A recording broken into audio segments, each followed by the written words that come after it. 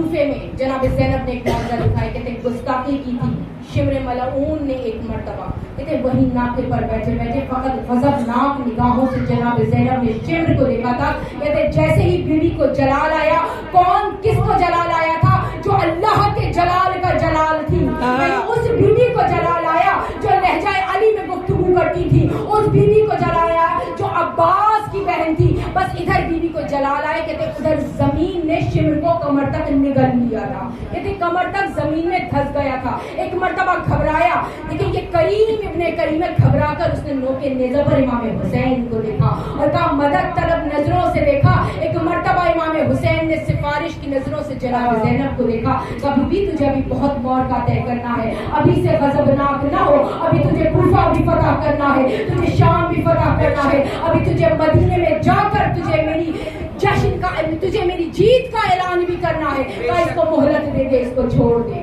وہ کریم ابن کریم جو دشمنوں پر اپنا کرم کرتے ہیں، دشمنوں پر اپنا رحم کرتے ہیں، کہتے ہیں جناب زینب نے شمر کو مہلت دے دی تھی، یہ جو ان کو مل رہی تھی، یہ اس خاندان کے گھرانے سے مہلتیں مل رہی تھی جو ان کو دے رہے تھے، یہ تو قسم خدا کی اگر اشارہ کرتے زمین پلٹ جاتی، ان کو زمین نگل لیتی۔ جہاں جناب زینب نے یہ معجزہ دکھایا، وہیں ایک معجزہ اسی شیر دل بیٹی جناب ام کلثوم نے دکھایا تھا۔ جناب ام کلثوم کا کیا معجزہ تھا راہ کوفہ میں کہ ایک مرتبہ ناقوں کی یہ سواری جا رہی تھی، شام کا ایک مقام آیا جہاں پر یہ قافلہ ٹھہرا، وہاں پر آپ کا ایک خوددار کھڑا ہوا تھا، دل میں محبت اہل بیت تھی، اس نے رو کر ایک مرتبہ اس قافلے کو دیکھا، کیونکہ خوف سے ڈر سے کچھ بول نہیں سکتا تھا، لیکن دل میں سوچا ہے پروردگار عالم کہ جن کی محبت کے صدقے میں تو نے کائنات بنائی ہے، آج انہی ہستیوں کی بیٹیاں کوفہ اور شام کے بازاروں میں بے ردا لائی جا رہی ہیں، بیٹا اس کا دل ملول ہوا،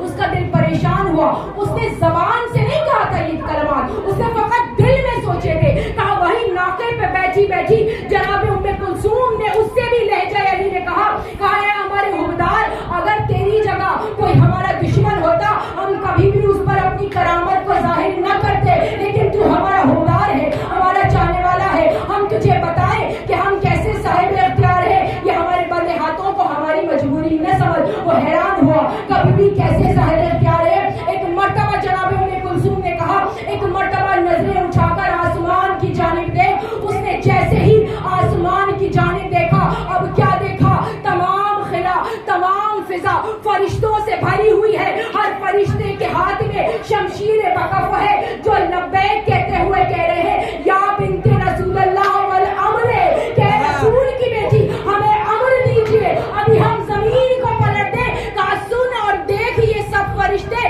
ہمارے ایک امر کے محتاج ہیں، ہم چاہیں تو حکم دے کے اس زمین کو، وہی معجزہ عسکری نے دکھایا تھا، یہی معجزہ سیدہ کی بیٹی نے بھی راہ کوفہ میں دکھایا۔ ہماری مجبوری کو ہرگز نہیں سمجھنا، یہ اگر ہم مجبور ہیں تو ہم مشیت پروردگار عالم کے ہیں، وہ چاہتا ہے کہ وہ ہمارا امتحان دے اور ہم یہ امتحان دینے کے لیے تیار ہیں۔ میرے بھائی کا اگر گلا کٹا تو یہ اس نے ہمارا امتحان کیا، اگر ہم نے قربانیاں پیش کی ہیں تو یہ اس کا امتحان ہے۔ تو یہ فضیلت ہے اس بیوی کی، یہ مناقب ہیں اس بیوی کے۔